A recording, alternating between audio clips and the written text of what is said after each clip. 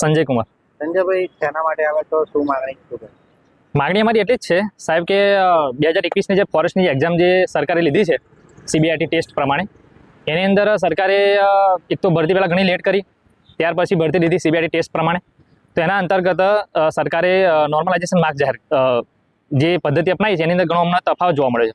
કેમ કે જેને 147 140 માર્ક્સ જે ભાઈના છે એનો નંબર ફાઇનલ મેરિટમાં નથી આવ્યો, અને જે વ્યક્તિના 105 110 માર્ક્સ છે એનો જે એ લોકોએ જે 8 ગણા ઉમેદવારો જાહેર કર્યા એની અંદર એનું નામ છે. બીજા નંબરની અંદર જે નોર્મલાઇઝેશન માર્ક્સમાં જે ડિફરન્સ જોવા મળે છે એની અંદર સરકારે જે વિભાગ ખરો જે ગૌણ સેવા પસંદગી મંડળી અને ગોપનીયતા જાળવી છે. કેવી કે પૂરેપૂરા માર્ક્સ જાહેર નથી કરતા, લિંક મોકલે છે. લિંકમાં તમને શું કે પર્સનલી તમને ખ્યાલ આવે કે મારા કેટલા માર્ક્સ છે, બાકી દુનિયાને ખ્યાલ ના આવે કે આ ભાઈના કેટલા માર્ક્સ છે એની અંદર.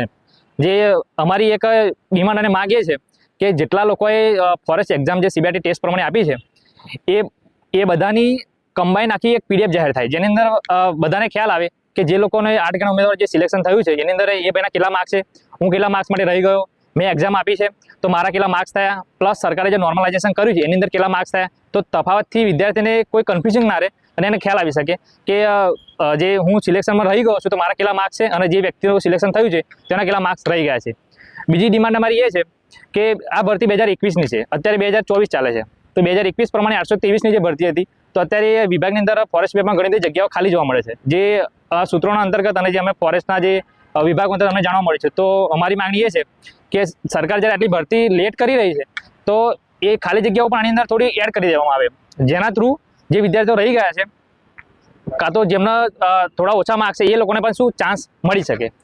સરકાર જે નોર્મલાઇઝેશન પદ્ધતિ રજૂ કરી છે એ પદ્ધતિમાં થોડો ગુણવત્તાયુક્ત સુધારો કરે, પ્લસ જે એક્ઝામ આપી છે એ માર્ક્સ અને નોર્મલાઇઝેશન પછીના માર્ક્સ બંને જાહેર કરે, જેનાથી વિદ્યાર્થી કોઈ કન્ફ્યુઝનમાં ના રહે.